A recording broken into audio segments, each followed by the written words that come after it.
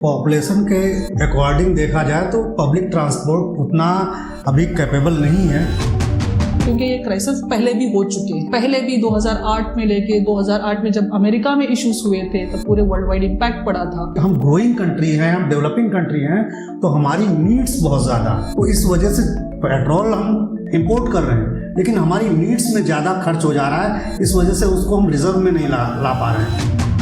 प्रधानमंत्री है वो एक्चुअल में सर्वेंट है, प्रधान जो जनता है वो राजा है। तो उन्होंने भी एक ऑड इवन का सिस्टम लाया था पोल्यूशन कंट्रोल के लिए, वो बहुत हद तक फेल साबित हुआ क्योंकि उससे पोल्यूशन कंट्रोल नहीं हुआ। उसके मल्टीपल रीजंस देते हैं कि अगर आप पब्लिक ट्रांसपोर्ट इस्तेमाल करते हो तो वहाँ पे मल्टीपल हाइजीनिक हेल्थ इश्यूज भी हो सकते हैं। आप अपने नेबर्स में देख लीजिए, पाकिस्तान हो, श्रीलंका हो, इंडोनेशिया हो, फिलीपींस हो। फिलीपींस ने तो एनर्जी इमरजेंसी लगा दी क्योंकि वो बैलेंस नहीं कर पा रहा है। ऐसी स्थिति देश में न क्रिएट हो, एनर्जी को लेकर के इमरजेंसी वाली चीज़ें आए। इस वजह से प्रधानमंत्री जी ने कुछ अपील की है लोगों से कि ऐसी स्थिति ना आए कि हमको एक बड़ी समस्या में उलझना पड़ जाए कोरोना जैसी, जिससे फिर पूरा सिस्टम लैप्स कर जाए, पूरा हम 4 साल पीछे चले जाएं। तो इस वजह से जो है एक ये है कि भाई उन्होंने अपील की कि भाई आप जो कंजम्पशन है उसके लेवल पर थोड़ा कट करिए और गवर्नमेंट को कोऑपरेट करिए। कि मान लो मेरे पास 50 ग्राम गोल्ड खरीदने के पैसे अभी हैं, अब मोदी जी ने रिक्वेस्ट की क्योंकि मेरे प्रधानमंत्री ने मुझे रिक्वेस्ट की कि 1 साल 2 साल तक मैं गोल्ड ना खरीदूं, तो मैंने वो 50 ग्राम गोल्ड नहीं खरीदा। अब 2 साल के बाद मैं गोल्ड खरीदने जाती हूँ तो गवर्नमेंट इसमें मुझे क्या देगी? डेमोक्रेटिक के लीडर को कहाँ तक जस्टिफाई करता है लीडर के पब्लिक को, जनता को आके रिक्वेस्ट करे कि आप इस पेट्रोलियम के इस क्राइसिस में, जो इंटरनेशनल क्राइसिस हैं जो कि आपके देश में भी आ चुके हैं, इन क्राइसिस में आपको फंडामेंटल ड्यूटी याद दिलाई जा रही है। तो मुझे लग रहा है कि वर्क फ्रॉम होम का तो कल्चर होना चाहिए। जापान वगैरह में देखिए, आप यूरोप में देखिए, हर जगह वर्क फ्रॉम होम चला। हाँ, एक चीज़ है जैसे एजुकेशन फील्ड ऐसा है, वो चूंकि हमारी नेक्स्ट जनरेशन से जुड़ा हुआ है, उसमें वर्क फ्रॉम होम एक तरीके से अपेक्षित नहीं है, वो उचित नहीं है। आज भी सिंगापुर के पास न्यूक्लियर एनर्जी नहीं है, लेकिन आज भी सिंगापुर का सिटीजन वर्ल्ड वाइड कहीं भी जा सकता है विदाउट वीजा। उसका रीजन एक ही है कि सिंगापुर की इकोनॉमी, पूरी दुनिया में economic crisis, food oil crisis है, लेकिन सिंगापुर में नहीं है। मैटेरियलिस्टिक लाइफ जो है आपकी, उसके साथ थोड़ा समझौता करें और एक सामान्य जीवन की जो आपकी मूलभूत आवश्यकताएं हैं वो तो सब सरकार प्रोवाइड ही करा रही है, उनकी कोई क्राइसिस है ही नहीं। एक टीचर वर्क फ्रॉम होम करेगा, कहीं ना कहीं बच्चे के भविष्य पे या उसके एजुकेशन पे उसका असर पड़ेगा, या उसकी समझ में या उसके ग्रोथ में असर पड़ेगा।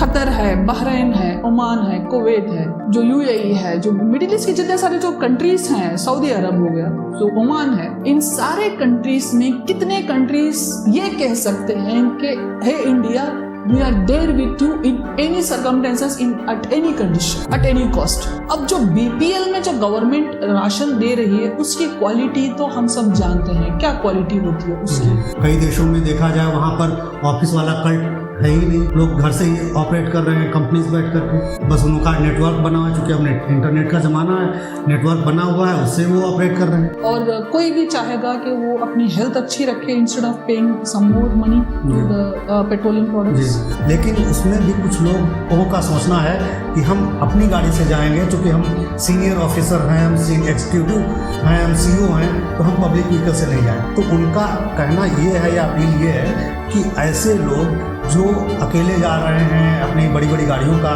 यूज़ कर रहे हैं, तो वो लोग जो ऑफिस की कैब है उनके माध्यम से जा सकते हैं। मैम, आपका आइडिया अच्छा है, तो गवर्नमेंट अगर चाहे तो ऐसा कर सकती है। Welcome to NCSC IAS once again in the discussion of a recent and current issue which is related to public or Indian citizen. Especially it is very important for the competitive exams to analyze and make a policy tomorrow। तो सबसे पहले हम ये देखते हैं कि अभी recently Modi ji एक वैली में एड्रेस कर रहे थे जनता को। पहले तो हम मोदी जी की जो कंटिन्यूस उनका जो सिलसिला है अपनी मन की बात कहने का लोगों की, जनता से, तो जब भी मोदी जी के मन में कुछ भी सवाल उठते हैं, कुछ भी वो अपनी जनता के साथ शेयर करना चाहते हैं, जो कि बड़ी अच्छी बात है। वो अपनी मन की बातें लोगों के साथ, देश की जनता के साथ शेयर करते हैं। तो उसमें रिसेंटली मोदी जी ने एक बहुत बड़ी रैली में कुछ फंडामेंटल ड्यूटीज याद दिलाई जनता को, और उनमें से जो बहुत इंपॉर्टेंट है वो ये है कि आप जो इंटरनेशनल क्राइसिस हैं, जो कि क्रूड ऑयल क्राइसिस हैं, वॉर की वजह से जो मिडिल ईस्ट में हुए हैं, उसकी वजह से जो इंडिया की इकोनॉमी पे जो इम्पैक्ट पड़ा है, उन सारे रीजंस की वजह से जो आज देश भर में जो क्राइसिस चल रहे हैं, स्पेशली पावर की, क्रूड ऑयल की जो क्राइसिस चल रहे हैं, उन पे मोदी जी ने हमारे फंडामेंटल ड्यूटीज को याद दिलाते हुए ये रिक्वेस्ट की है देश की जनता से कि आप अपने ट्रांसपोर्ट में और आप अपने वर्क फ्रॉम होम को लेके और आप अपने जो गोल्ड को खरीदने का जो सिलसिला है, जो ट्रेडिशन है इंडिया का, उन सारी चीज़ों पे, उन सारे मुद्दों पे देश की जनता से रिक्वेस्ट की है कि आप इन सब चीजों को थोड़ा कम कीजिए। इसी सिलसिले में, इसी मुद्दे पे हम आज हमारे साथ हैं विपिन मिश्रा सर, तो हम इनके साथ इसी मुद्दे पे जो डिस्कशन करेंगे। Welcome to our channel. तो तेलंगाना में ये हुआ था, मोदी जी अभी गए थे तेलंगाना में, और वहां पे उन्होंने देश की जनता से रिक्वेस्ट की कि आप जो ट्रांसपोर्ट है उसमें आप थोड़ा सा कटाव कीजिए, थोड़ी सी कम कीजिए पर्सनल ट्रांसपोर्ट का इस्तेमाल और पब्लिक ट्रांसपोर्ट को इस्तेमाल करने की रिक्वेस्ट की थी लोगों से।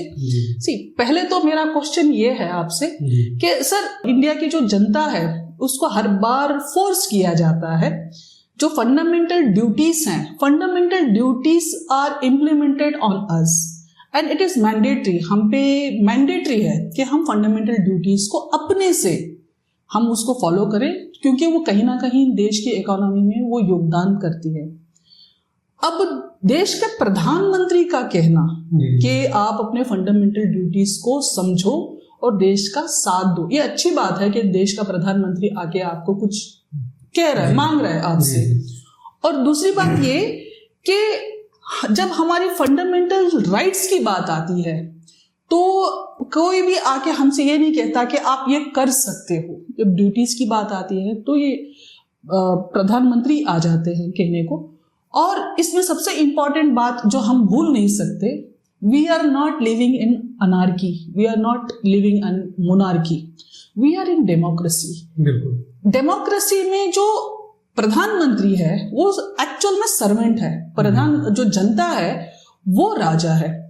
तो यहाँ पे जो सर्वेंट है वो आके in the form of request, ये कहीं ना कहीं ऑर्डर है कि आप अपने जो ट्रांसपोर्ट है उसको देख दिखा के आप करो, उसको ठीक तरीके से इस्तेमाल करो। किस हद तक ये डिफेंसिव है? अगर वर्तमान परिप्रेक्ष्य में देखा जाए तो जो जियोपॉलिटिक्स में चेंजेस आ रहे हैं, जो भी लोग न्यूज़ से जुड़े हुए हैं, चीज़ों को जान रहे हैं, समझ रहे हैं, तो वो देख रहे हैं कि जियोपॉलिटिकल जो चेंजेस हैं वो केवल इंडिया की ही बात नहीं है। हर देश में ऐसी सिचुएशंस हैं जो वहाँ पर उसकी इकोनॉमी को, उसकी स्ट्रैटेजी को या फिर उनकी पॉलिसीज़ को इफेक्ट डाल रही है। अब ऐसी कंडीशन में चूंकि हम जब एलपीजी को अपनाते हैं तो हमारा जो कनेक्टिविटी है वो ग्लोबल लेवल पे हो जा रहा है। अब क्लोज्ड इकोनॉमी नहीं है, अब ओपन इकोनॉमी है। तो अगर वर्ल्ड लेवल पर कोई भी ऐसा उतार चढ़ाव आता है तो उसमें क्या होगा कि हमारी इकोनॉमी प्रभावित होगी। तो इस संदर्भ में चूंकि आप सभी जान रहे हो, उन पर ज़्यादा डिटेल से चर्चा करने की आवश्यकता नहीं है। वो ये कि भाई इजराइल ईरान वार चल रहा है, रसिया यूक्रेन वॉर चल रहा है, तो जो टोटल सप्लाई चेन है उसका 50 to 60% यूएई है, उसका भी इन्वॉल्वमेंट है, ईरान है, रसिया है, इन कंट्रीज से जो है जुड़ा हुआ है। तो सीधी सी बात है कि इंडिया के भी उसमें हित प्रभावित होंगे। तो माननीय प्रधानमंत्री महोदय ने जो अपील की है लोगों से कि पब्लिक ट्रांसपोर्ट का यूज़ करिए, तो जैसे आपका मानना है कि भाई लोगों से अपेक्षाएं की जा रही हैं कि आप पब्लिक ट्रांसपोर्ट का यूज़ करिए, लेकिन गवर्नमेंट ऑफिशियल्स हैं या फिर और लोग जो है नहीं यूज़ कर रहे हैं। तो दरअसल होता क्या है कि अगर हम ओवरऑल देखें तो जो टोटल कंजम्पशन है इंडिया का, अगर हम सोशल स्ट्रक्चर देखें तो मिडिल क्लास जो है वो सबसे ज़्यादा है, और मिडिल क्लास अब उसकी जो एनर्जी रिक्वायरमेंट्स हैं वो दूसरे जो क्लासेस हैं उनकी तुलना में ज़्यादा है। तो सीधी सी बात है, ऐसी कंडीशन में माननीय प्रधानमंत्री जी की जो अपील है, उनका मानना है कि अगर हम एनर्जी लेवल पर थोड़ा हमारे साथ सामने आने वाले भविष्य को लेकर, ऐसा नहीं कि कोई क्राइसिस हो रही है या हो चुकी है, लेकिन भविष्य की संभावना, चूंकि लीडरशिप का, एक अच्छी लीडरशिप का फोकस रहता है कि अभी नहीं, भविष्य में अगर हमारे सामने जो चैलेंजेस हों उसके लिए हम पहले से प्रिपरेशन कर रखें। तो इस चूंकि चैलेंजेस आ सकते हैं, अतः प्रधानमंत्री जी ने ये अपील की, और अपील के पीछे जो उनका एक परिप्रेक्ष्य कह सकते हैं या निहितार्थ कर सकते हैं, वो ये है कि अगर हम देखा जाए तो हम पूरे वर्ष में लगभग 10 लाख करोड़ का हम इंपोर्ट करते हैं ऑयल और गैस का। तो जब हम 10 लाख करोड़ का अगर इंपोर्ट कर रहे हैं और हम अपने बिहेवियरल चेंज की वजह से, अगर हमारी 145 करोड़ पॉपुलेशन है, तो उसमें हो सकता है कि अगर लोग अपना थोड़ा आदत में ये चीज़ ले आएंगे तो हो सकता है कि हम जो इंपोर्ट है वो हमारा 5 लाख करोड़ में आ जाए, यानी 5 लाख करोड़ जो हमारी फॉरेन करेंसी है जो हम दूसरे देशों को दे रहे हैं वो हम बचा सकेंगे, वो हम विकास कार्यों में लगा सकते हैं। सर, जब पेट्रोलियम क्राइसिस की ही बात करते हैं तो जब से क्रूड ऑयल का इंट्रोडक्शन हुआ है वर्ल्ड वाइड, तब से लेके अब तक क्रूड ऑयल के क्राइसिस हमेशा से बने रहे हैं, और इस बात की जानकारी डेवलप्ड नेशंस को है, और कुछ नेशंस जो हमारे साथ डेवलपिंग में थे उनको भी है इस बात की जानकारी, और हमारे कंपैरिजन में उनका इंपोर्ट ज्यादा है और उनका जो पेट्रोलियम प्रोडक्ट्स हैं उसका एक्सपोर्ट भी ज्यादा है, जबकि हमारा भी इंपोर्ट लगभग ठीक है, 5 मिलियन बैरल पर डे का हमारा कंजम्पशन है, उसी में हम लाके प्योरीफाई करते हैं उसको, और उसके बाद में उसके प्रोडक्ट्स भी हम एक्सपोर्ट करते हैं। कई हद तक हम इस मामले में थोड़ा बहुत काम कर रहे हैं, लेकिन जब ये क्राइसिस हमेशा से क्रूड ऑयल के इंट्रोडक्शन से हैं, तो कहीं ना कहीं देश की ये जिम्मेदारी बन जाती है, अथॉरिटीज की ये जिम्मेदारी बन जाती है कि इन सारे क्राइसिस को, क्योंकि ये क्राइसिस पहले भी हो चुके हैं, पहले भी 2008 में लेके 2008 में जब अमेरिका में इश्यूज हुए थे तब पूरे वर्ल्ड वाइड इम्पैक्ट पड़ा था, जब पेट्रो डॉलर आया था तब भी ये हमारी इकोनॉमी पे इम्पैक्ट पड़ा था। तो उसी समय रशिया, उसी समय चाइना और बहुत सारे जो डेवलपिंग नेशंस है या डेवलप्ड नेशंस है, उन सब ने क्रूड ऑयल के रिजर्व्स पे ध्यान दिया था, क्योंकि इसके क्राइसिस, एक तो हमें पता है कि ये नॉन रिन्यूएबल एनर्जी है, कभी भी खत्म हो सकती है, खत्म होने के बाद हमारे पास इमीडिएट ऑल्टरनेटिव सोर्सेस होने के चांसेस कम हैं, तो देश इसमें रिजर्व करने में, क्योंकि आपने अभी कहा कि एक 145 करोड़ हमारी पॉपुलेशन है, तो उस हिसाब से, क्योंकि हमारी पॉपुलेशन इतनी है और आगे जब से सेंसस हुआ है अब तो बहुत ज्यादा बढ़ चुकी है, तो बावजूद इसके तो गवर्नमेंट की कितनी हद तक जिम्मेदारी है कि रिजर्व्स बनाए, जैसे कि चाइना का रिजर्व है, जैसे कि India 5 million barrel per day import करता है और China 15 million barrel per day import करता है, और America 20 million barrel per day import करता है, जबकि उनका यूज भी लगभग हमारे जितना है, और कहीं ना कहीं वो रिजर्व करते हैं, कहीं ना कहीं वो हमसे बेहतर रिजर्व करने में सक्षम है। तो इसमें आपका क्या कहना है? एक्चुअली मैम, रिजर्व, आपका प्रश्न बिल्कुल सही है। दरअसल है क्या कि जो रिजर्व वाली जो चीजें हैं उनके 2 डायमेंशन होते हैं। पहला, आपके पास इतना इन्वेस्टमेंट हो, दूसरा आपको जो सप्लाई करने वाला हो वो आपको इतनी सप्लाई सुनिश्चित कर दे, उसका कोई एग्रीमेंट करिए, चाहे जो भी आपका सप्लायर कंट्री है। तो दोनों लेवल पर हम प्रयास कर रहे हैं, लेकिन यहाँ पर है क्या, भारत सरकार ने इंडिया में पूरे 5 ऑयल रिजर्व सेंटर्स बना रखे हैं, जिनमें मिलियन ऑफ बैरल्स जो है वो पेट्रोल रिजर्व किया जा रहा है। लेकिन हमारे साथ में समस्या ये है, चूंकि जैसे होता क्या है कि अगर कोई भी ग्रोइंग होता है जैसे दो स्टेज होती है, या तो डेवलपिंग है या तो डेवलप्ड है। जैसे चाइना, अमेरिका, ये डेवलप्ड कंट्रीज हैं, तो इनके पास बजटरी सिस्टम भी बहुत अच्छा है, साथ ही साथ इंफ्रास्ट्रक्चर भी बेहतरीन है। तो ये लोग जो ऐसे रिजर्व स्टोरेज हैं या रिजर्व प्लेसेस हैं, वो उनमें इन्वेस्ट कर लेते हैं बहुत आसान तरीके से। लेकिन इंडिया में रिजर्व के लिए जैसे यूएई से हमने एग्रीमेंट किया है, तो जो 5 रिजर्व सेंटर्स हैं वो विशाखापत्तनम है, मंगलोर है, इन सब में हम बना रहे हैं। लेकिन उसके बावजूद चूंकि हम ग्रोइंग कंट्री हैं, हम डेवलपिंग कंट्री हैं, तो हमारी नीड्स बहुत ज़्यादा है। तो इस वजह से पेट्रोल हम कंज्यूम कर रहे हैं, इंपोर्ट कर रहे हैं, लेकिन हमारी नीड्स में ज़्यादा खर्च हो जा रहा है। इस वजह से उसको हम रिजर्व में नहीं ला पा रहे हैं। और दूसरी बात, गवर्नमेंट की, चूँकि जो गवर्नमेंट है वो यूएन के जो एक तरीके से क्लाइमेट चेंज है या फिर जो है सस्टेनेबल डेवलपमेंट है, इन गोल्स के लिए भी काम कर रही है। तो गवर्नमेंट ने एनर्जी सोर्सेज को, जो फॉसिल एनर्जीज है, उसको थोड़ा रिप्लेस करने की स्ट्रेटजी पर काम कर रही है। जैसे आप देखेंगे, अगर वर्ल्ड लेवल का डाटा देखिए वर्ल्ड ऑर्गेनाइजेशंस के, तो यहाँ पर इंडिया जो है वो सोलर एनर्जी के रेफरेंस में बहुत बेहतरीन काम कर रहा है और टॉप 3rd लेवल पर आ गया है, चाइना और अमेरिका के बाद में। ऐसे ही विंड एनर्जी पर 4th लेवल पे आ गया है। तो कुल मिलाकर के गवर्नमेंट, चूंकि जब या तो आपने बहुत पहले ऐसा चेंजमेंट कर लिया होता अपने यहाँ पॉलिसी लेवल पर या फिर इन्वेस्टमेंट के लेवल पर, तो वो जब नहीं है, तो इस कंडीशन में खासकर जब कोई वर्ल्ड लेवल पर उतार चढ़ाव आते हैं, तो आप ऐसी कंडीशन में धीरे धीरे स्टेप लेंगे तो ज़्यादा बेहतर होगा। बनस्पत की हमने अगर मान लीजिए एक ही फील्ड में उठा करके पूरा इन्वेस्टमेंट लगा दिया, तो हमारा और इन्वेस्टमेंट प्रभावित हो जाएगा कि हमने ऑयल रिजर्व कर लिया लेकिन हम इंडस्ट्री को इंफ्रास्ट्रक्चर नहीं दे पा रहे हैं। तो चूंकि गवर्नमेंट की ड्यूटी रहती है कि वो हर डायमेंशन पर ग्रोथ उस हिसाब से करे जैसी उनकी नीड्स हैं। तो पेट्रोलियम और ऐसा बहुत हमारी एक तरीके से मेन नीड है, लेकिन वो अल्टरनेटिव सोर्सेज पर ज़्यादा बढ़ रही है गवर्नमेंट अभी। और दूसरी चीज, मोदी जी ने ये कहा कि पब्लिक ट्रांसपोर्ट इस्तेमाल करें जी। अगर हर कोई अपनी प्राइवेट व्हीकल नहीं चलाएगा और पब्लिक ट्रांसपोर्ट इस्तेमाल करेगा, बड़ी अच्छी बात है। बहुत सारी एनर्जी कंजम्पशन कम हो जाएगा और बहुत बड़े क्राइसिस से हम आगे निकल के आ सकते हैं। क्या इस बात को हम किस हद तक समझ सकते हैं? क्या हमारे पास पब्लिक ट्रांसपोर्ट इतने सफिशिएंट है? मान लो दिल्ली की पॉपुलेशन लगभग 4 करोड़ है।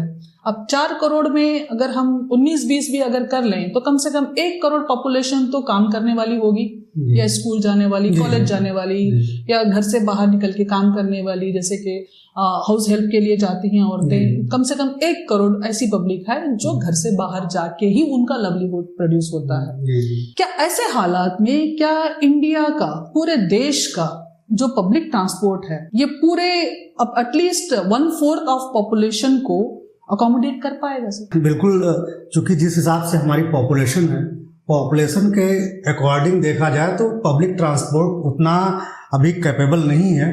जैसे आप रेलवेज में ही देखिए, खासकर जो डेंस स्टेट्स हैं, बिहार है, बंगाल है, जब ट्रेन जाती हैं तो वहाँ पर बहुत भीड़ रहती है रेलवे में। तो इस आधार पर देखा जाए पब्लिक ट्रांसपोर्ट उतना, आपका कहना सही है, थोड़ा अभी उस रूप में उसकी कैपेसिटी नहीं है। लेकिन यहाँ पर प्रधानमंत्री जी का जो पब्लिक ट्रांसपोर्ट का एक तरीके से विजन है या उनकी अप्रोच है, वो ये है कि पब्लिक ट्रांसपोर्ट 2 पार्ट में होता है। एक होता है गवर्नमेंट ऑपरेटेड, दूसरा निजी सेक्टर के ऑपरेटेड। जैसे मान लीजिए प्राइवेट बसेस चल रही हैं, उनकी अपील ये नहीं है कि आप केवल गवर्नमेंट ट्रांसपोर्ट का यूज करिए। उनकी अपील ये है कि जो लोग कि पता लगा कि ऑफिस जाना है, अकेले गाड़ी से जा रहे हैं, एक आदमी जाएगा, उसी गाड़ी में 5 लोग जा सकते हैं। आप शेयरिंग में अपनी जो है अपने जो भी फ्रेंड्स हैं उस एरिया के, उनके साथ में भी जा सकते हैं। तो ये भी एक तरीके से कंज्यूमिंग प्रोसेस हुई आपकी। या फिर जो प्राइवेट बसेस चल रही हैं, या मान लीजिए इसके साथ में एक अपॉर्चुनिटीज भी कह सकते हैं कि जो प्राइवेट सेक्टर है उसको पब्लिक ट्रांसपोर्ट में एक तरीके से कंट्रीब्यूशन करने के अपॉर्चुनिटीज भी मिल सकती है। भाई लोग जो बसें हैं या फिर जो बड़ी व्हीकल्स हैं उनका यूज़ करेंगे और लोगों को वो इंफ्रास्ट्रक्चर देंगे, गवर्नमेंट का सपोर्ट करेंगे और एनर्जी भी उससे सेव होगी और साथ ही साथ जो है हमारा जो पब्लिक ट्रांसपोर्ट का इंफ्रास्ट्रक्चर है उसमें बढ़ेगा। पीपीपी मॉडल भी हमारा जो है एक इसका बेहतर ऑप्शन हो सकता है भविष्य में। सर यही मॉडल जो आप जब आप अपनी प्राइवेट व्हीकल में जा रहे हैं तो उसमें और भी लोगों को शेयर करके और भी लोगों को साथ में ले चले। तो रिसेंटली जो पिछली गवर्नमेंट थी दिल्ली में वो उन्होंने भी एक ऑड इवन का सिस्टम लाया था पोल्यूशन कंट्रोल के लिए। वो बहुत हद तक फेल साबित हुआ क्योंकि उससे पोल्यूशन कंट्रोल नहीं हुआ। उसके मल्टीपल रीजंस देते हैं। एक तो ये, अगर आप अपनी प्राइवेट व्हीकल इस्तेमाल कर रहे हो तो आप अपने लोगों को शेयर करके आप देखो एक सिंपल सी बात है, कोई अपनी प्राइवेट व्हीकल लेके जा रहा है तो दूसरों को क्यों लेके जाएगा? जहां से आप निकल रहे हो वहां से वही लोग आएंगे जहां पे आप जाना चाह रहे हो। इसकी कोई गारंटी नहीं है एक तो। और दूसरी बात ये कि अगर आप पब्लिक ट्रांसपोर्ट इस्तेमाल करते हो तो वहां पे मल्टीपल हाइजीनिक हेल्थ इश्यूज भी हो सकते हैं। कई लोग ऐसे हैं जो पब्लिक में सब लोगों के साथ मिलके नहीं जा सकते। एक व्हीकल, एक इंसान एक कार इस्तेमाल करता है अपने ऑफिस जाने के लिए और अगर वही मान लो मेट्रो से जाना हो तो वो मेट्रो तक जाएगा, वहां तक एक छोटा सा एक रिक्शा या कुछ व्हीकल इस्तेमाल करेगा और उसमें पब्लिक के साथ जाना कहीं ना कहीं आपको नहीं लगता इसको हेल्थ को लेके, हाइजीन को लेके इस पे बहुत बड़ा फर्क पड़ेगा और कोई भी चाहेगा कि वो अपनी हेल्थ अच्छी रखे instead of paying some more money to the petroleum products. Ma'am ये चीज़ आपकी बिल्कुल सही है, हेल्थ इश्यूज हैं इसके संदर्भ में भी, लेकिन जब प्राइवेट सेक्टर इसमें एक रोल प्ले करने लगेगा और साथ ही आप अगर ओवरऑल देखेंगे, अगर एनर्जी जो कंज्यूम हो रही है उसके हम सेगमेंट्स को देखें या उनके पार्ट्स में देखें तो जो अर्बन एरियाज हैं, सिटीज़ हैं, उसमें एनर्जी कंजम्पशन ज़्यादा है कंपेयर टू विलेज एरियाज और दूर के जो क्षेत्र हैं फ्रंटियर एरियाज। तो उनका कहना है कि आप जरूरी नहीं कि आप जो है पब्लिक व्हीकल आप मेट्रो से जाएं, आप बसों से जाएं गवर्नमेंट की। ऐसी कंडीशन में वहां पर नागरिकों का अर्थ एक इंस्टीट्यूशन से भी है। जो भी कारपोरेट कंपनियां हैं, ऐसे ऑफिसेज हैं, वो ऐसी टैक्सीज प्रोवाइड कराएं। भाई टैक्सी हायर करें, टैक्सी हायर करने के बाद वो कैब जिसको बोलते हैं, हर जगह आजकल मेट्रो सिटीज़ में, मेगा सिटीज़ में यही चल रहा है कि कैब आ रही है, ऑफिस की कैब, लेकिन और ले जा रही है, लेकिन उसमें भी कुछ लोगों का सोचना है कि हम अपनी गाड़ी से जाएंगे, चूँकि हम सीनियर ऑफिसर हैं, हम एग्जीक्यूटिव हैं, हम सीईओ हैं, तो हम पब्लिक व्हीकल से नहीं जाएं। तो उनका कहना ये है या अपील ये है कि ऐसे लोग जो अकेले जा रहे हैं, अपनी बड़ी बड़ी गाड़ियों का यूज़ कर रहे हैं, तो वो लोग जो ऑफिस की कैब है उनके माध्यम से जा सकते हैं, या फिर अगर एक क्षेत्र में 2-3 लोग हैं तो अपनी शेयर में करके जा सकते हैं। तो इसका मुझे लग रहा है कि हो सकता है कि प्रधानमंत्री जी का ये सोचना हो इसके पीछे। और मोदी जी ने लोगों से, जनता से एक और रिक्वेस्ट की कि गोल्ड का खरीदना आप कम कर दें, जबकि गोल्ड, पहले तो हम ये समझ लेते हैं कि गोल्ड है क्या। एक घर की जो औरत होती है, हाउस वाइफ जिसको कहते हैं, या house hold, any women in that case, जो वर्किंग हो, घर में घर का काम जो करती है हाउस वाइफ, वो हो, हर औरत के दिमाग में कहीं ना कहीं गोल्ड का होना, उसके पास एक सिक्योरिटी सिस्टम होता है। और जो इंडियन हाउस होल्ड है, किसी भी घर में सोना होना, गोल्ड का होना, ये माना जाता है कि कोई भी जो इमरजेंसी, जो क्राइसिस होती है, वहां पे गोल्ड एक सिक्योर और एक सिक्योरिटी होती है कि आपके पास गोल्ड है तो पैसा है। अगर in the form of cash अगर आप रखेंगे तो कहीं ना कहीं उसकी कीमत कम या ज्यादा होने के चांसेस नहीं रहते। अगर आपके पास गोल्ड है तो आगे चल के उसकी कीमत बढ़ती ही है तो एक मेटल ही, औरतें उसको, और एक तो ये चीज, और दूसरी चीज ये है कि मान लो अब मोदी जी ने एक रिक्वेस्ट की कि आप 1 साल 2 साल तक आप गोल्ड को ना खरीदें। सर यहाँ पे मेरा सवाल ये है कि मान लो मेरे पास 50 ग्राम गोल्ड खरीदने के पैसे अभी हैं। अब मोदी जी ने रिक्वेस्ट की, क्योंकि मेरे प्रधानमंत्री ने मुझे रिक्वेस्ट की कि 1 साल 2 साल तक मैं गोल्ड ना खरीदूं, तो मैंने वो 50 ग्राम गोल्ड नहीं खरीदा। अब 2 साल के बाद मैं गोल्ड खरीदने जाती हूँ तो गवर्नमेंट इसमें मुझे क्या देगी? गवर्नमेंट का इसमें क्या कंट्रीब्यूशन होगा? गोल्ड की कीमत कम करने में क्या गवर्नमेंट मदद करेगी?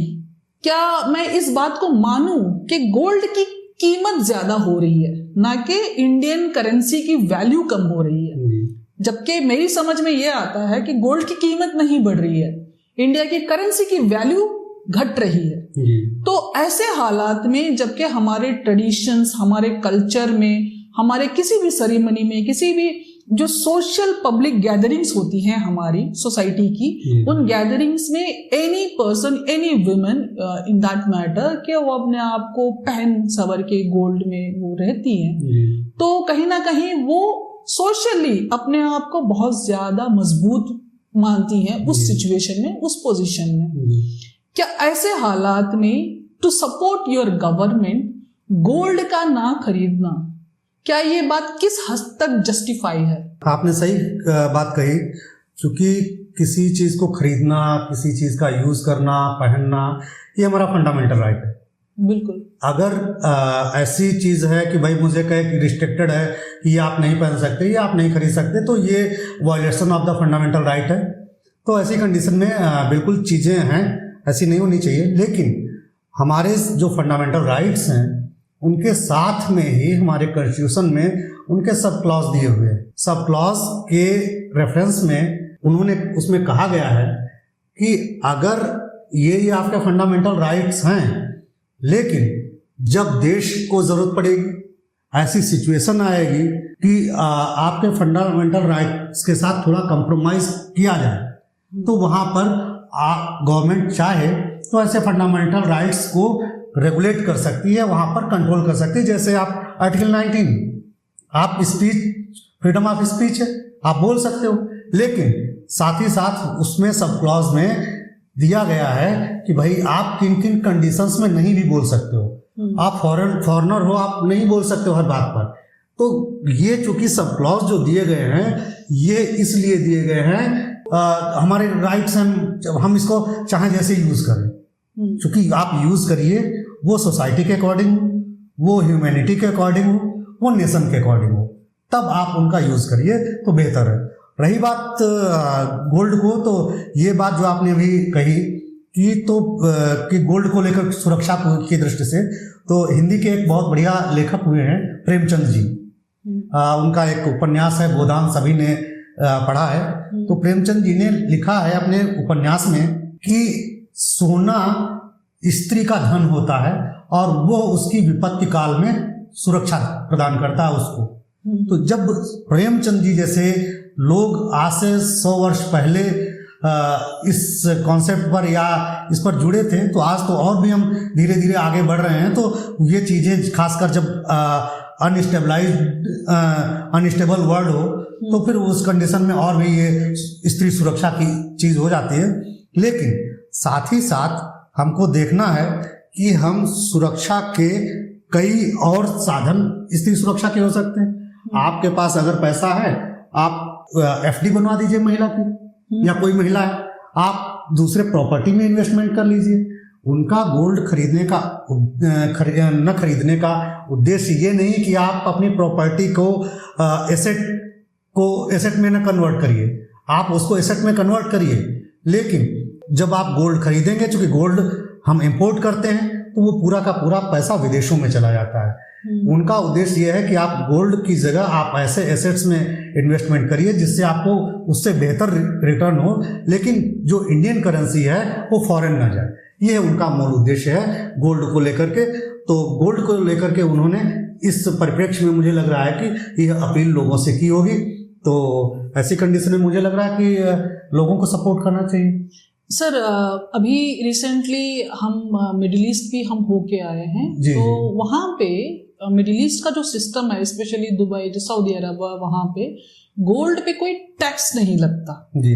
और जबकि इंडिया में गोल्ड पे टैक्स भी लगता है। और दुनिया में हम सबसे ज्यादा, इंडिया एक ऐसा कंट्री है जो गोल्ड को सबसे ज्यादा इंपोर्ट करता है जी।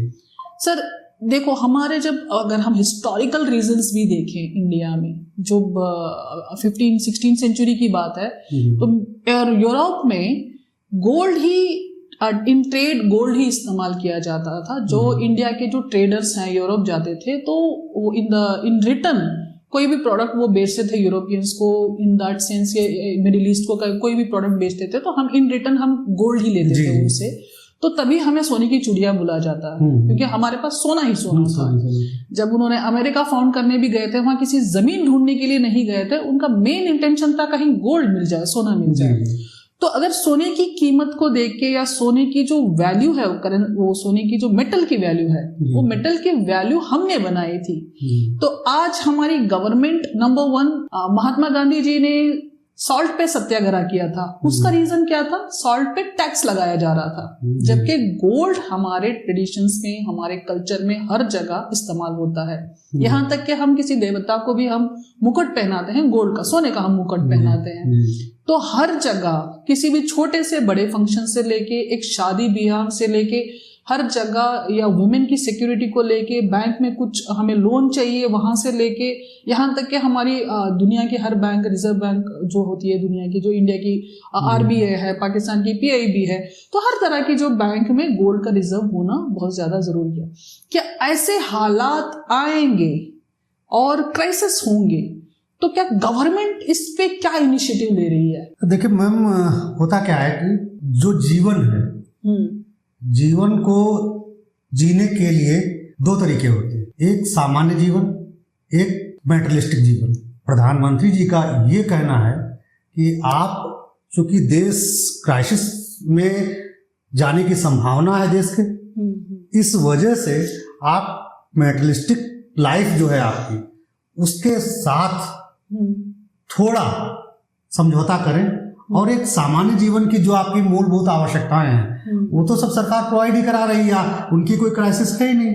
रही बात जो आप टैक्सेशन की बात कर रही थी, तो जो हमारा टैक्स सिस्टम है, आप देखती होंगी जो बजट पेश किया जाता है, तो बजट में क्या होता है कि हमारे यहाँ प्रोग्रेसिव टैक्स सिस्टम है। जो लग्जरी आइटम्स हैं, गोल्ड जो है वो आपका कॉमन आइटम में नहीं है, वो लग्जरियस आइटम में आता है, तो उस पर टैक्स ज़्यादा होता है। जैसे आप मान लीजिए जो आपके एल्कोहलिक प्रोडक्ट्स हैं, या फिर जो है बड़ी बड़ी गाड़ियां हैं, इंपोर्ट करते हैं हम जो गाड़ियां, मर्सिडीज आदि, तो उन पर टैक्स ज़्यादा लगता है। क्यों? क्योंकि वो आपकी सामान्य जीवन से ऊपर की चीज़ें हैं। तो आपके सामान्य जीवन की सब चीज़ें सरकार प्रोवाइड करा रही है, और गवर्नमेंट ये नहीं करे कि आप गोल्ड को जो है ऐसा नहीं कि आप गोल्ड को जो है एकदम बंद कर दो। लेकिन गवर्नमेंट का ये कहना है, या जैसे जो हम एक तरीके से कह सकते हैं, एथिक्स में टर्म होता है अनुनयन। तो लेकिन अनुनयन में होता है कि जो भी कोई भी लीडर होता है वो अपील करता है जनता से, और उसकी बात को लोग फॉलो करते हैं, ये उस अनुनयन का कॉन्सेप्ट है। तो प्रधानमंत्री ने अपील की है। अगर देखा जाए, हमारे यहाँ प्रतिवर्ष 6 लाख करोड़ का गोल्ड हम इंपोर्ट करते हैं। अगर उनकी इस अपील को कुछ लोगों ने ही फॉलो किया, और इसको हमने 3 लाख करोड़ 50% तक लोगों ने फॉलो किया, तो 3 लाख करोड़ तक ही ले आए। तो इस तरीके से जो हमारा 3 लाख करोड़, ये 100% कोई भी, आप जानती हैं, स्कीम वगैरह फॉलो नहीं होती, कोई अपील फॉलो नहीं हो पाती है। तो अगर 50% लोग भी इसको फॉलो करते हैं, तो हम 3 लाख करोड़ का जो इंपोर्ट है, जो हमारा पैसा है बाहर जा रहा है, उसको हम बचा सकते हैं। और वो पैसा हो सकता है कि दूसरे कामों में, इंफ्रास्ट्रक्चर डेवलपमेंट में, एक्सप्रेसवेज बन रहे हैं, एयरपोर्ट्स बन रहे हैं, उनमें लगाया जा सकता है, या सोशल वेलफेयर की ऐसी जो प्रोग्राम्स हैं उनमें भी इसको लगाया जा सकता है। तो मुझे लग रहा है कि चूंकि गोल्ड है वो हमारी खाना, कपड़ा और मकान जैसी चीज़ें नहीं है। हाँ, अनडाउटली फंडामेंटल राइट है, लेकिन वो लग्जरियस आइटम है। तो इस लग्जरियस आइटम की वजह से उसको, प्रधानमंत्री जी का कहना है कि भाई आप लग्जरी लाइफ न जियो, आप कुछ दिन के लिए सामान्य जीवन जी लीजिए, उसके बाद लीजिए अगर देश का हित इससे हो रहा है। सॉरी सर, इसमें एक छोटी सी बात मैं और एक ऐड करना जी, चाहती हूँ बताइए। सवाल में जी कि आपने कहा गोल्ड एक लग्जरी आइटम है, जी। ठीक है, ये बड़ी अच्छी, हालांकि सही भी बात है, जी, जी। गोल्ड हर कोई नहीं, अफोर्ड नहीं कॉमन कर पीपल सकता। नहीं यूज करता हाँ, ज्यादा, लेकिन पाता है। कहीं ना कहीं एक बात तो सच है कि हिंदुस्तान में जितने भी लोग हैं, जनता है, जी। मिडिल क्लास हो गई या लोअर मिडिल क्लास या लेबर क्लास, जो भी इंडिया में जो सोशल स्टेटस हैं लोगों के, कहीं ना कहीं हर कोई थोड़ा बहुत अपनी शादी ब्याह में, धनतेरस में वगैरह गोल्ड खरीदना चाहता है, थोड़ा बहुत गोल्ड खरीदता ही है। हालांकि वो है लग्जरी में, उसको लग्जरी में कंसिडर किया गया है, लेकिन कहीं ना कहीं हमारी जो सोसाइटी में जो फैमिलीज होती हैं वो गोल्ड को एक सिक्योरिटी की तरह, इंस्टेड ऑफ कीपिंग कैश, लोग ये सोचते हैं कि चलो हम 2-4 ग्राम सोना रख देते हैं ताकि इमरजेंसी में काम आ सके। तो जिस तरह से मान लो हम सऊदी अरब से कुछ गोल्ड इंपोर्ट करते हैं, हम वहां पे खरीदते हैं कुछ ज्वेलरी, तो लेके आते हैं, तो विमेन और मेन को लेके थोड़ा बहुत उन्होंने डिफरेंशिएट किया है कि औरत 40 ग्राम लेके आ सकती है और मेल कंसर्न कि वो 20 या 25 ग्राम ऐसा कुछ लेके आ सकता है जब वो खरीद के लाता है बाहर की कंट्री से। तो क्या गोल्ड पे जो टैक्स है वो मान लो 10 ग्राम खरीदने तक थोड़ा एग्जम्पशन हो जाए, जैसे कि धनतेरस से खरीद लिया, एक कॉइन खरीद लिया, उस पे टैक्स एग्जम्पशन लग गया, या छोटे मोटे जो ज्वेलरी खरीदते हैं औरतें, मान लो बहुत एक मिडिल क्लास या इकोनॉमिकली वीकर सेक्शन से आ रहे हैं, तो उनको थोड़ा कम कीमत पे गोल्ड मिल जाए। कम कीमत पे ये नहीं कि दुकान वाला कम करे, कम से कम इतना हो कि जब वो पैन कार्ड नंबर देता है या अकाउंट नंबर या पैन कार्ड नंबर वो अपने डिटेल्स देता है, तो उसकी इकोनॉमिक कंडीशन जब पता चलती है, तो गवर्नमेंट क्या ये इनिशिएटिव नहीं ले सकती कि कुछ हद तक कुछ लोगों के लिए, मान लो 10 ग्राम के लिए आप टैक्सेशन कम कर दें और उसके ऊपर जो खरीदता है उसके लिए ज्यादा कर दें। जैसे कि हम इंपोर्ट करते हैं तो 40 ग्राम हम without any foreign excise duty हम इंपोर्ट कर सकते हैं, और 40 ग्राम के ऊपर हम लेके आते हैं अपने साथ गोल्ड या लग्जरी आइटम, तो वहां पे हमें ड्यूटी पे करनी पड़ती है। ऐसा कुछ नहीं कर सकती गवर्नमेंट?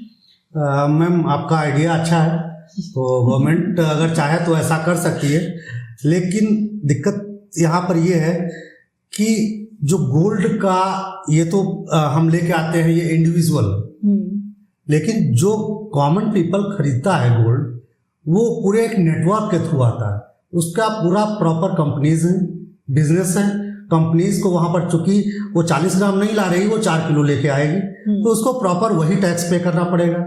जब कंपनीज वहां पर टैक्स पे करेंगी तो वो ला करके आपको कैसे दे पाएंगी। और रही बात अगर इस पर सब्सिडी की, तो गवर्नमेंट सब्सिडी, एक तो सब्सिडी सिस्टम को भी वो जो इकोनॉमिस्ट हैं उन्होंने क्रिटिसाइज किया है कि सब्सिडी तो कोई भी होनी ही नहीं चाहिए। सब्सिडी जो है एक तरीके से लोगों को मुफ्तखोरी की आदत डाल देती है, जो कुछ लोगों का सोचना है, ये मैं नहीं कह रहा हूँ, कुछ लोगों का सोचना है कि सब्सिडी, चाहे इलेक्ट्रिसिटी पर सब्सिडी हो, चाहे फर्टिलाइजर पर सब्सिडी हो, आप देख रहे हैं उसके मॉडल्स भी चेंज हुए।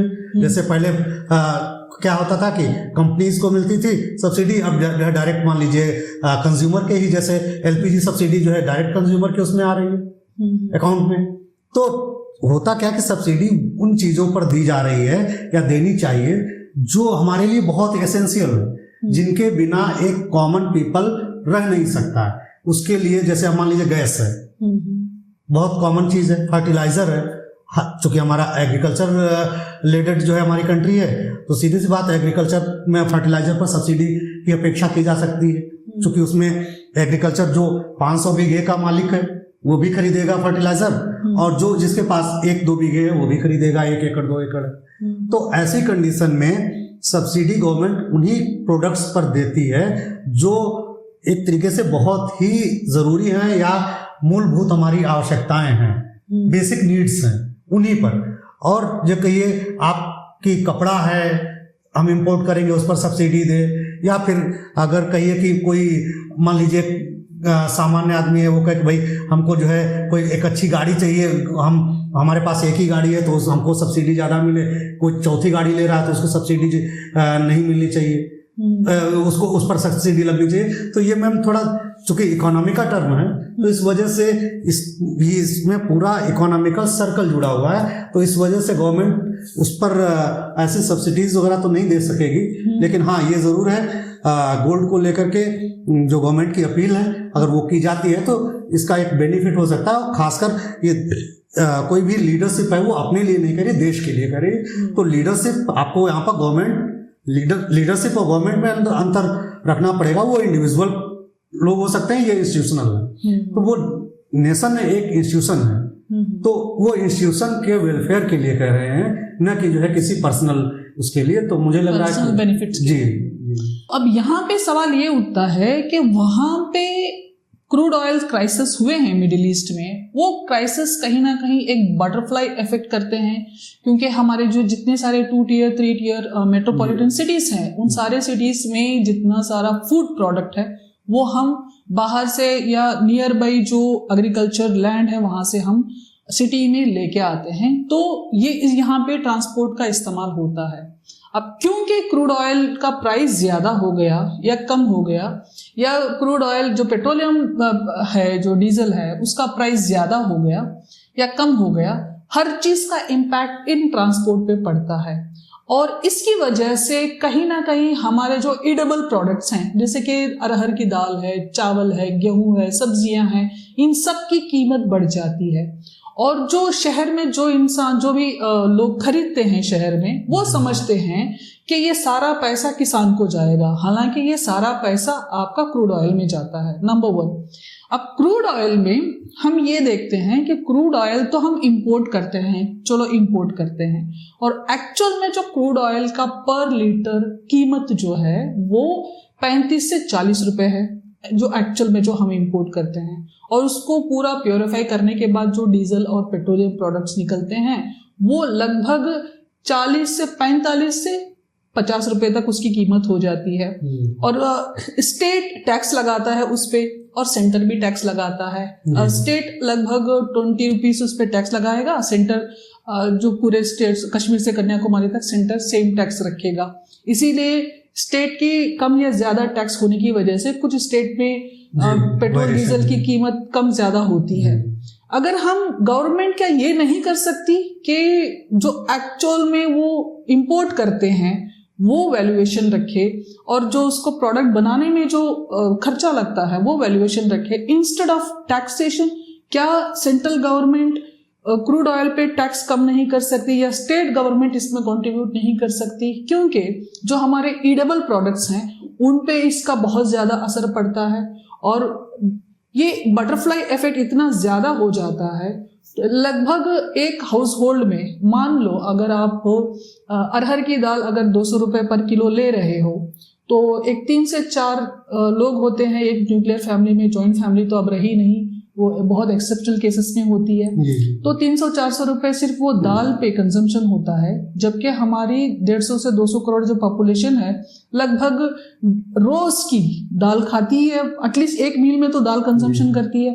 तो सिर्फ दाल बनाने में अगर 200 से 300 ग्राम भी वो पर मील के लिए दाल इस्तेमाल कर रही है 3-4 लोगों के लिए, तो एक पर डे वो कम से कम 100 से 150 रुपए सिर्फ दाल बनाने में इस्तेमाल कर रही है। अगर तीनों वक्त अगर पूरे खाने का, पूरे एडेबल का, फ्रूट से लेके वेजिटेबल से लेके पूरा अगर हिसाब कर ले पूरे दिन का 3-4 लोगों का पर हाउस होल्ड, लगभग 700-800 से 1000 रुपए उनका कंजम्पशन हो जाता है। इसका मतलब कहीं ना कहीं उनका लगभग 28 to 30,000 उनका पर डे का कंजम्पशन है। एक नॉर्मल मिडिल क्लास फैमिली अगर महीने का 30,000 रुपए सिर्फ खाना खाने में इस्तेमाल कर रही है, तो बाकी की बिल होती है, जैसे कि पानी का होगा, इलेक्ट्रिसिटी का हो गया, आपका गैस हो गई, आपके 1000 चीजें होती है, न्यूज़पेपर है, 1000 चीजें होती है, और कई जगह तो घर के किराए भी होते हैं। तो उनका जो एक्चुअल पर मंथ का उनका जो कंजम्पशन है, एक्सपेंडिचर है, वो होगा 70-80 हजार रुपए।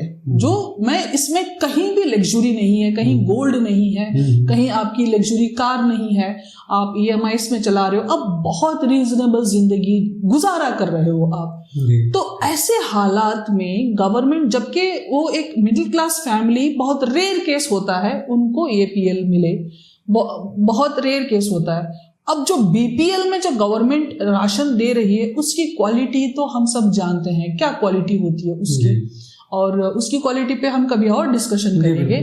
तो आपका इसमें क्या कहना है कि जो कीमतें बढ़ रही हैं, बटरफ्लाई इफेक्ट कह सकते हो, तो इसमें जो कीमतें बढ़ रही हैं एडिबल चीजों की, और जो क्राइसिस हो रहे हैं ट्रांसपोर्ट को लेके, एनर्जी को लेके, और वहां पे जो मिडिल ईस्ट में हुए क्राइसिस, यहाँ पे हमारे खाने के फाके पड़ने लग गए, तो इसमें गवर्नमेंट का क्या इनिशिएटिव है, किस तरह से गवर्नमेंट इसमें काम कर रही है?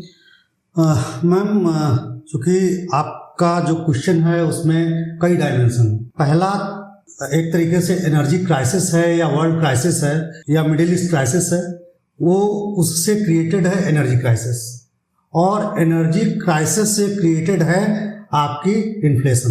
क्योंकि जैसे भाई इन्फ्लेशन, हम जो भी चीज़ यूज़ कर रहे हैं वो डायरेक्टली इनडायरेक्टली एक तरीके से अगर साइंस के बेस पर जाएंगे, कोई भी चीज़ रिप्लेसमेंट तभी होता है जब कोई एनर्जी उसमें होती है, बिना एनर्जी के कोई भी रिप्लेसमेंट नहीं हो सकता या कोई प्रोडक्शन नहीं हो सकता है। तो ऐसी स्थिति में जब कोई भी प्रोडक्शन एनर्जी से ही जुड़ा हुआ है, तो जैसे ही एनर्जी के रेट्स बढ़ेंगे उसका प्रोडक्शन का भी रेट बढ़ेगा, सीधी सी बात इन्फ्लेशन पर उसका प्रभाव पड़ेगा। जब इन्फ्लेशन पर प्रभाव पड़ेगा तो सीधी सी बात हमारी जो भी कंज्यूमेबल गुड्स हैं वो क्या होंगी, उनकी रेट बढ़ जाएगी। जो आप जैसे दाल के लिए कह रही हैं, तो दाल जो है वो क्या है कि चूंकि इधर भाई कैसे होगा कि जैसे किसान को मान लीजिए पहले मिलता था 90 रुपीज़ पर लीटर के हिसाब से डीजल, और अब वही जो है 105 में मिलने लगा। तो सीधी सी बात है, किसान को जब ऐसे डीजल के रेट में बढ़ोतरी होगी, ये तो एक पार्ट है, डीजल ही है सिंचाई के लिए, उसके साथ में उसका ट्रैक्टर है, ट्रांसपोर्टेशन है, या और उसके जो भी जो है पूरा एग्रीकल्चरल सिस्टम में एनर्जी का यूज़ करता है। तो जब इतने लेवल पर वो हर जगह एनर्जी के लिए पे कर रहा है, तो ओवरऑल उसके रेट्स में भी फर्क पड़ेगा।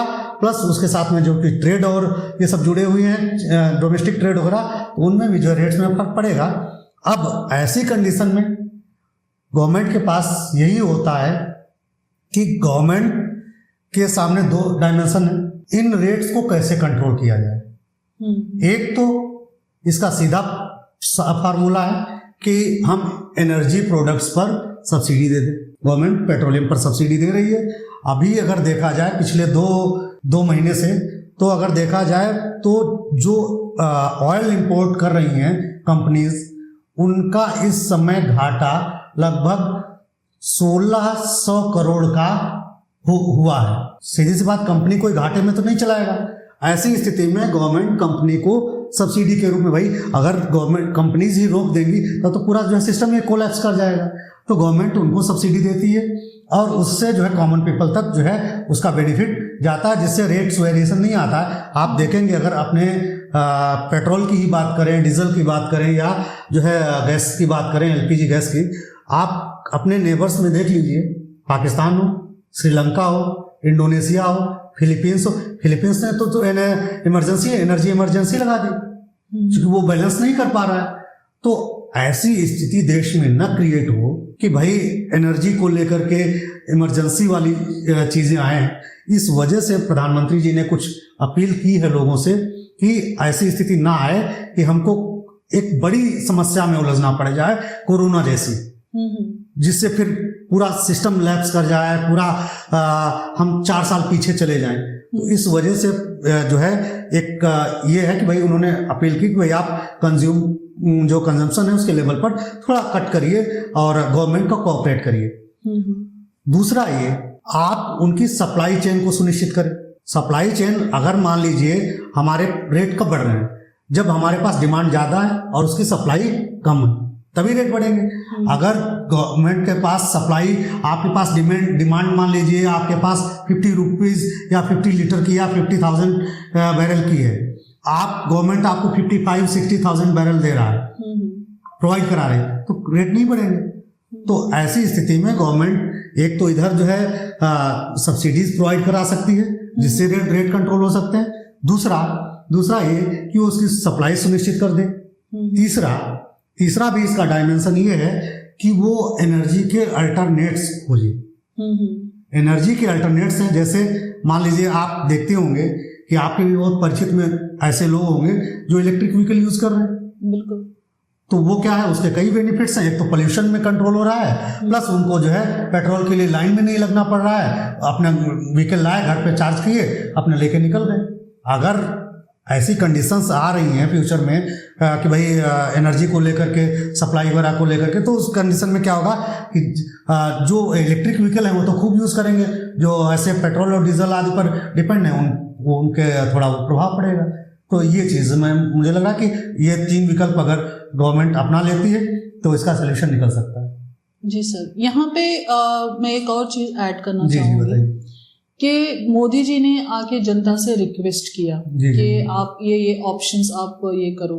तो वर्क फ्रॉम होम का भी एक ऑप्शन दिया कि अगर आप व्हीकल्स यूज करते हो तो कहीं जाते हो तो आप बहुत ज़्यादा एनर्जी कंज्यूम करते हो, पब्लिक ट्रांसपोर्ट ही सही वो भी कंज्यूम करते हो, वहाँ पे भी आप अपनी जगह ऑक्यूपाई कर लेते हो। अगर वर्क फ्रॉम होम करते हो आप तो कहीं ना कहीं एनर्जी सेव होती है। ये बात किस हद तक ये बात जस्टिफाई करती है, क्योंकि एक टीचर वर्क फ्रॉम होम करेगा, कहीं ना कहीं बच्चे के भविष्य पे या उसके एजुकेशन पे उसका असर पड़ेगा, या उसकी समझ में या उसके ग्रोथ में असर पड़ेगा। अब दूसरी चीज, जो कॉर्पोरेट सेक्टर है वहां पे भी उसकी जो एफिशिएंसी है उस पे भी असर पड़ेगा, उसका जो क्वालिटी ऑफ वर्क है और क्वांटिटी भी जो है उस पे भी असर पड़ेगा। और तीसरी चीज, जो सर्विस सेक्टर है, जैसे कि लोग होटल्स में काम करते हैं, एयरपोर्ट्स पे काम करते हैं, या कुछ इस तरह के जो सर्विस सेक्टर्स हैं, और वहां पे भी बहुत हद तक इन सब चीजों का असर पड़ेगा। तो अगर वर्क फ्रॉम होम कई हद तक वही कर सकता है, जैसे कि सॉफ्टवेयर इंजीनियर है, उसको कुछ काम दे दिया गया, उसको एक डेडलाइन दे दी गई, वो चलो वर्क फ्रॉम होम कर लेगा। हर सेक्टर में वर्क फ्रॉम होम की पॉसिबिलिटी बहुत कम है। इसमें आपका गवर्नमेंट का क्या इनिशिएटिव है? मैम, जो प्रधानमंत्री जी ने अपील की है देश के सभी नागरिकों से, संस्थानों से, कंपनी से, तो वो अपील वर्क फ्रॉम होम की कई मायने में एक तरीके से बेहतर उसके रिजल्ट भी रहे। कई देशों में देखा जाए वहाँ पर ऑफिस वाला कल्ट है ही नहीं, लोग घर से ही ऑपरेट कर रहे हैं, कंपनीज बैठ करके। बस उनका नेटवर्क बना हुआ है, चूंकि अब इंटरनेट का जमाना है, नेटवर्क बना हुआ है, उससे वो ऑपरेट कर रहे हैं। इसके साथ में ही जो आपने बात कही कि और जो सेक्टर्स वगैरह हैं या उसको प्रभाव पड़ सकता है, तो उसमें मैम होता क्या कि जैसे हो सकता है कि वर्क एफिशिएंसी में या कंपनी के आउटपुट में जो आपका कहना है कि प्रभाव पड़े, लेकिन उसका एक दूसरा भी डायमेंशन, कि मान लीजिए कोई भी कंपनी है, एक एग्जांपल के रूप में अभी अपनी कंपनी को ऑपरेट करने में उसकी कॉस्ट प्राइस आ रही है, मान लीजिए मंथली 10 लाख रुपए। एक छोटी सी कंपनी की मैं बात कर रहा हूँ, इसको आप किसी भी स्केल पर देख सकते हैं, 10 लाख रुपए उसकी आ रही है। लेकिन अब 10 लाख रुपए कॉस्ट प्राइस क्यों आ रही है? क्योंकि सभी को वहां पर एसी प्रोवाइड कराना है। भाई अगर लाइट नहीं है तो जनरेटर की व्यवस्था हो, लोगों को लेने के लिए कैब होनी चाहिए, लेने लाने के लिए। बिल्कुल। तो ये सब एनर्जी कंजम्पशन के हैं सिस्टम, उसमें ये उसकी कॉस्ट प्राइस है।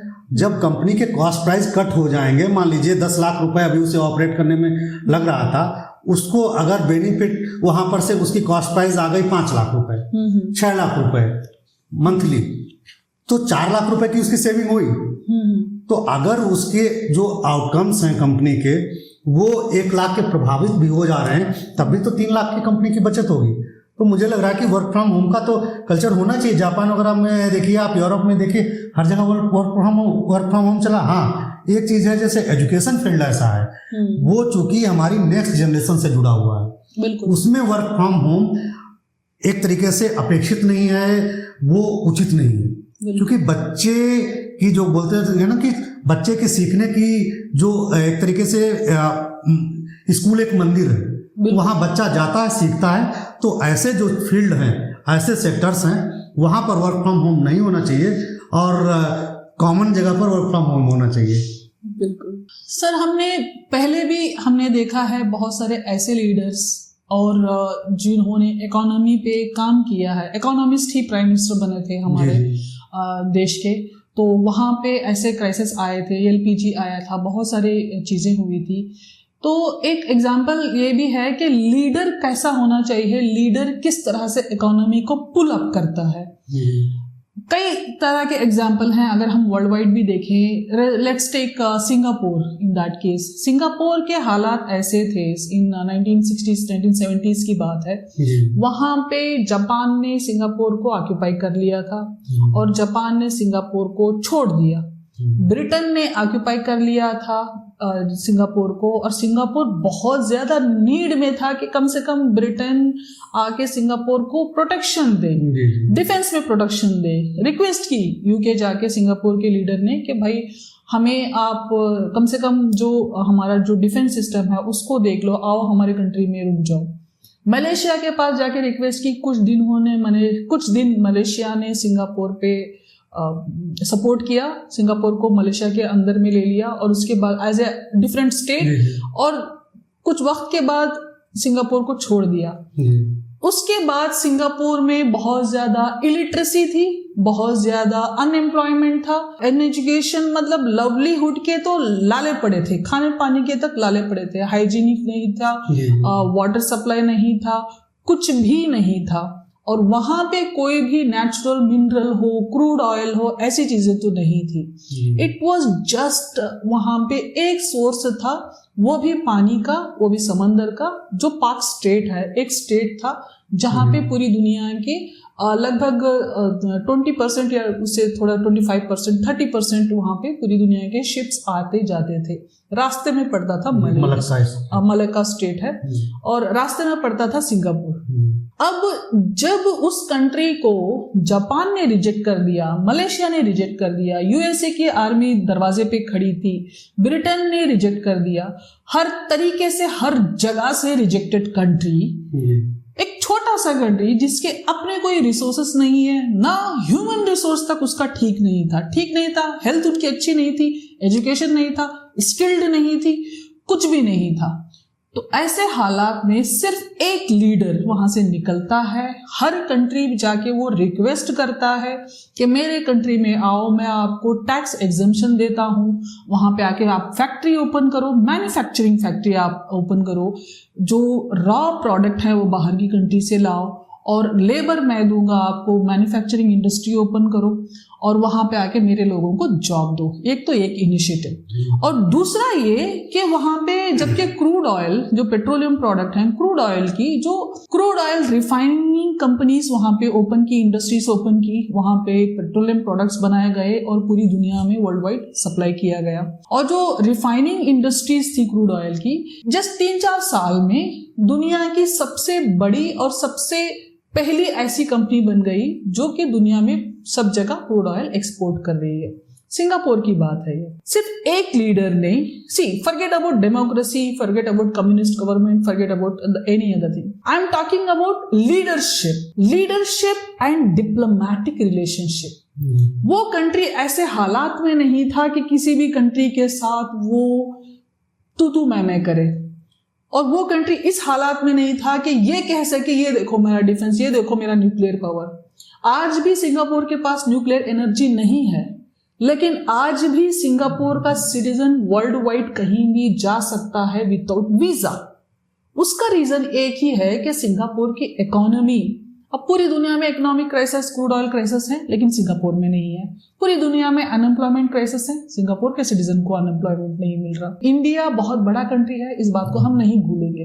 सिंगापुर एक बहुत छोटा कंट्री है, कोई भी पॉलिसी, कोई भी चीज अगर आप एग्जीक्यूट करना चाहो, इम्प्लीमेंट करना चाहो, बड़ी आसानी से कर सकते हो। मेरा सवाल यह है कि एक छोटा सा कंट्री जिसको हर किसी ने रिजेक्ट किया, अगर हम एंशिएंट पीरियड से भी देखें, आज भी देखें, तो हर किसी ने रिजेक्ट किया, वो कंट्री आज 21st सेंचुरी में one of the most developed, technology में, इंपोर्ट एक्सपोर्ट में, ट्रेड में, इंडस्ट्री में, हर तरीके से दुनिया का सबसे खूबसूरत, developed, high and technological country है एक। दूसरा कंट्री जिसका कल्चर हाईएस्ट है पूरी दुनिया में, अपनी एक हिस्ट्री है, अपना एक ट्रेडिशन है, हर तरीके से अपने आप को विश्व गुरु मानता है। और कंट्री के क्लाइमेट को ले लो, हमारे पास बर्फ भी गिरती है, डेजर्ट भी है। रिवर्स को ले लो, हमारे पास one of the most fertile rivers हैं, कुछ ऐसे रिवर्स हैं जो सीधे समंदर में गिरते हैं। हमारे पास हर तरीका का क्लाइमेट है, हर तरीके के एग्रीकल्चर प्रोडक्ट्स हम उगाते हैं। हम सेब भी उगाते हैं, अखरोट भी उगाते हैं, रागी भी उगाते हैं, बाजरा भी उगाते हैं, कॉटन भी उगाते हैं, हर चीज उगाते हैं। मिनरल्स की बात करें, बहुत रेयर अर्थ मिनरल्स हमारे पास हैं। हमारे पास यहाँ तक कि हम थोड़ा बहुत क्रूड ऑयल भी, एनर्जी भी ये कर लेते हैं। हमारे पास सोलर एनर्जी भरी पड़ी है क्योंकि इक्वेटोरियल जोन में आता है। ट्रेड की तो हमें जो मलक्का स्टेट है उससे ज्यादा पूरा इंडियन ओशन ही है हमारे पास। We are peninsula country. अगर सिंगापुर के पास 1-2 हार्बर होंगे ज्यादा से ज्यादा, हमारे पास किलोमीटर्स में हार्बर्स हैं। हम किलोमीटर्स में हार्बर बना सकते हैं। अगर एक छोटे कंट्री के कंपैरिजन में वी आर कहीं ना कहीं, हम हर तरीके से, जैसे कि एक बहू होती है ना सर्वगुण संपन्न, तो उसी तरह से हमारा जो भारत देश है सर्वगुण संपन्न है अगर हम उस तरीके से देखेंगे। ऐसे हालात में कहीं एक जंग होती है, किसी एक सुपर पावर में और एक डेवलपिंग नेशन के बीच में जंग होती है। एक रीजन में क्राइसिस होते हैं, जो रीजन हमारे पड़ोस में पड़ता है, और उस रीजन के जो कंट्रीज हैं, लगभग हर कंट्री के साथ हमारा हिस्टोरिकल रिलेशनशिप है। हमारे साथ उनके अच्छे रिलेशनशिप है, कभी अच्छे नहीं होते। कुछ देश हैं जिनके साथ, जो हमारे नेबरिंग देश हैं, उनके साथ हमारे रिलेशनशिप अप एंड डाउन होते हैं। जैसे कि शेख हसीना और जो बांग्लादेश की जो गवर्नमेंट आती है, दूसरी पार्टी आ जाती है, और यहाँ पे एनडीए और यूपीए, तो उनके उस तरह की रिलेशनशिप है।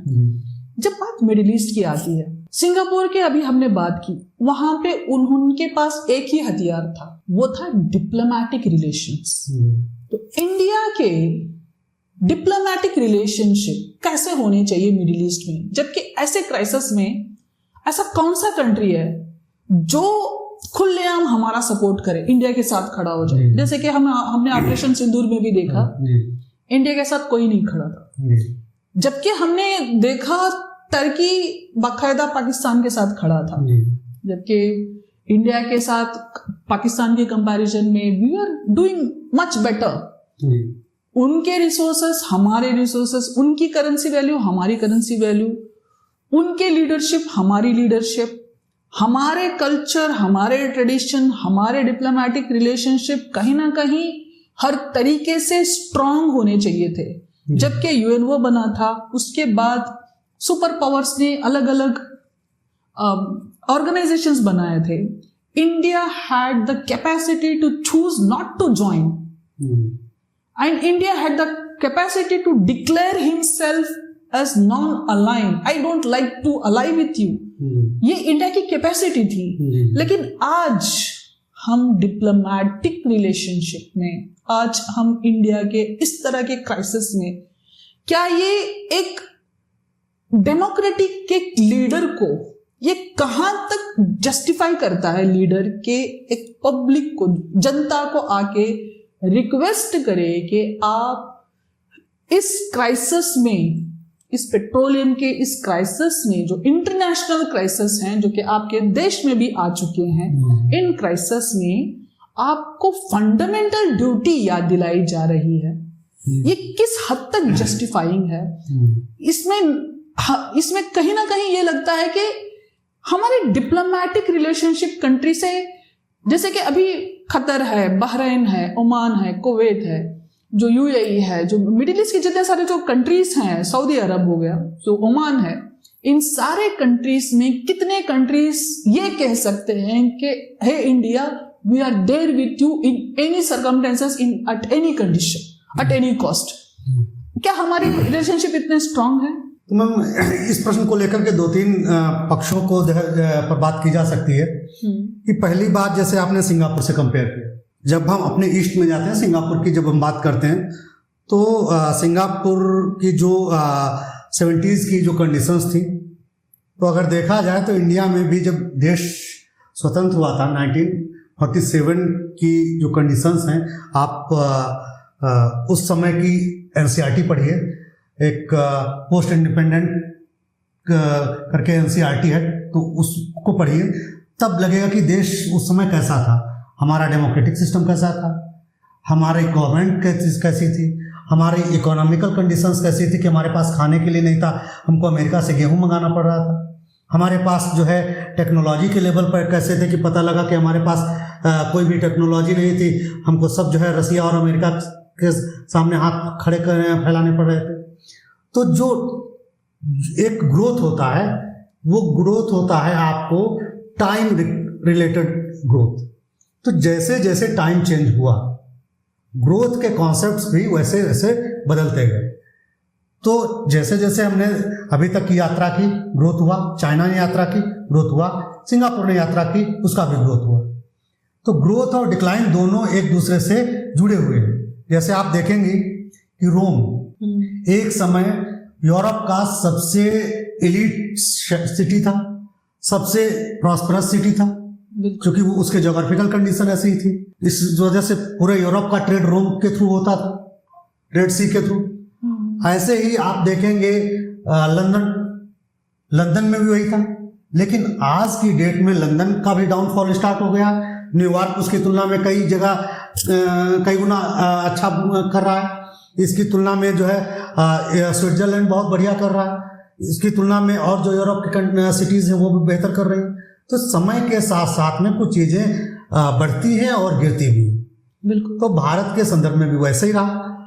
हाँ, जब हम बात करेंगे खासकर इसकी लीडरशिप के संदर्भ में, तो लीडरशिप का अनडाउटली आपके देश की सिस्टम पर डायरेक्ट प्रभाव पड़ता है। वो वैसा ही प्रभाव है जैसे एक गार्जियन का अपनी फैमिली को चलाने के लिए। अगर गार्जियन बहुत समझदार है, बैलेंस है, कोऑर्डिनेट बेहतरीन करता है, तो वो परिवार अपने क्षेत्र का, अपने सोसाइटी का एक बेहतरीन परिवार आगे बन करके उभरता है। अगर गार्जियन के अंदर बहुत से इश्यूज जो एक सोसाइटी के लिए सोशल जो नॉर्म्स होते हैं वो फॉलो नहीं कर पा रहा है या उनको बैलेंस नहीं कर पा रहा है, तो वो फैमिली भी डिस्टर्ब होगी। वही हम देश की लीडरशिप के संदर्भ में देख सकते हैं। जैसे हम बात करते हैं 2008 की जो लेमन ब्रदर्स के थ्रू क्राइसिस आई थी, तो उस समय हमारे प्रधानमंत्री माननीय मनमोहन सिंह जी थे, इकोनॉमिस्ट थे, अनडाउटली बहुत बेहतरीन प्रधानमंत्री थे। उन्होंने चीज़ों को बहुत बेहतरीन तरीके से हैंडल किया और उस क्राइसिस का प्रभाव ये पड़ा कि वर्ल्ड लेवल पर जितने जो देश प्रभावित हुए थे, इंडिया में उसका प्रभाव बहुत ज़्यादा नहीं। इंडिया मुझे लग रहा है कि 1 साल में ही उसने चीज़ों को मैनेज करके फिर अपने ग्रोथ रेट पर आगे बढ़ गया। उसी का जो बेनिफिट है आज भी लीडरशिप को मिल रहा है। अगर उस क्राइसिस में हम 4 साल पीछे चले जाते तो आगे भी जो है वही चीज़ें रहती। बिल्कुल। लेकिन आगे भी हम देखें तो हमारी लीडरशिप में या वर्ल्ड रिलेशंस में बहुत ज़्यादा सिचुएशनल चेंज आए हैं। लेकिन ऐसा नहीं कि हम धराशायी हो गए या इंडिया जो है एकदम गर्त में चला गया, ऐसा नहीं। क्योंकि सिचुएशनल चेंज ऐसे आ रहे हैं, जब जियो पॉलिटिक्स में चेंज होगा तो आपके पर प्रभाव पड़ेगा ही। आप फर्स्ट वर्ल्ड वॉर के बाद जियो पॉलिटिक्स का चेंज देखिए, अब मैं उतना डिटेल में नहीं जाऊंगा। उस जियो पॉलिटिकल चेंज का ही रिजल्ट रहा सेकेंड वर्ल्ड वॉर। कोई भी देश उससे बच नहीं पाया था। तो इंडिया में भी वही है, यहाँ पर कोई वर्ल्ड वॉर तो नहीं हुआ, लेकिन अगर देखा जाए 2021 से ऐसी सिचुएशन वर्ल्ड लेवल पर जियो पॉलिटिक्स में चल रही है। कहीं रसिया और यूक्रेन आपस में भिड़ रहे हैं, कहीं जो है इजराइल और ईरान आपस में भिड़ रहे हैं। अमेरिका, तो आप जैसा कि जानते हैं कि अमेरिका ने हमेशा से एक ऐसा रोल प्ले किया है, उसकी एक तरीके से फॉरेन पॉलिसी ही है कि मिडिल ईस्ट इसको डिस्टर्ब रखो, हमारा ग्रोथ होता रहेगा। बिल्कुल बिल्कुल, ये अमेरिका की फॉरेन पॉलिसी है। जो देश इसको नहीं समझ पा रहे हैं वो या तो अमेरिका के अगेंस्ट में चले जाते हैं या उसको फेवर में चले जाते हैं। बिल्कुल। तो ये उसकी पॉलिसी है। तो देशों को ऐसा समझना चाहिए कि आखिर जो जैसे शतरंज में क्या होता है ना कि अगले ने जो चाल चली तो उसका इंटेंशन क्या है, उसके अकॉर्डिंग हमको अपनी चाल चलनी रहती है। तो जब कभी कभार अगर ऐसा होता है किसी लीडरशिप में ऐसी कुछ मिस्टेक्स हो जाती है तो उसका प्रभाव पड़ता है। आपके देश में भी पड़ेगा, हमारे देश में भी अगर देखा जाए कुछ एक हमारे जो अमेरिका के बीच संबंध हुए उसका प्रभाव हमारे जियोपॉलिटिकल इश्यूज पर पड़ा। बिल्कुल। लेकिन और उसकी वजह से अगर देखा जाए, न्यूट्रल बात की जाए, मैं किसी उसके बाद में मैं पक्ष में नहीं जाता हूँ, लेकिन हमारे ईरान से बेहतर संबंध है। लेकिन चूंकि जियोपॉलिटिकल लेवल पर अमेरिका का प्रभाव इतना ज्यादा भारत पर रहा, तो वहां पर थोड़ा हुआ क्या कि उस कंडीशन में ईरान से हमारे रिलेशंस डिस्टर्ब हुए, उससे एनर्जी क्राइसिस या एनर्जी सप्लाई चेन भी प्रभावित हुई। बिल्कुल मिलाकर के ये एक अगर देखा जाए एक शॉर्ट टर्म के लिए है। इसके साथ ही अगर उसका दूसरा डायमेंशन भी देखिए तो यूएई हमारा अभी भी बहुत बेहतरीन दोस्त है। यूएई, सऊदी अरब भी हमारे अगेंस्ट में नहीं है। भाई हर देश की अपनी स्वतंत्रता है, उसकी अपनी फॉरेन पॉलिसी है, वो सबसे बड़ी चीज होती है उसके इकोनॉमिकल और स्ट्रेटेजिकल बेनिफिट्स। बिल्कुल जैसे उसके बेनिफिट्स होते हैं वैसे वो करता है। रही बात इंडिया में, अगर जो तीसरा डायमेंशन कि इंडिया का ग्रोथ बहुत ज़्यादा नहीं हुआ, तो उस कंडीशन में अगर आप कंपेयर टू 2010 और 2025, तो हमने एक ग्रोथ में एक यात्रा की है, हम पीछे नहीं गए हैं। बिल्कुल। जब कंडीशन एडवर्स हो, जैसे मान लीजिए कि अगर कोई डूब रहा जब कोई व्यक्ति होता है तो जरूरी नहीं कि वो तैर के पार ही कर जाए तुरंत, लेकिन अपने आप को उसमें हाथ पैर चलाते रहने से अगर वो एडवर्स कंडीशन में डूबने से बचा रहा है तब भी उसकी एक अचीवमेंट ही कहेंगे। तो ऐसे जब वर्ल्ड क्राइसिस हैं, वर्ल्ड इश्यूज हैं, तो ऐसी कंडीशन में अगर हम एक तरीके से स्लोली ग्रोथ कर रहे हैं तो उस ग्रोथ को हम जो है पीछे जाना नहीं कहेंगे। हाँ, हमारी जो ग्रोथ रेट है वो नहीं है।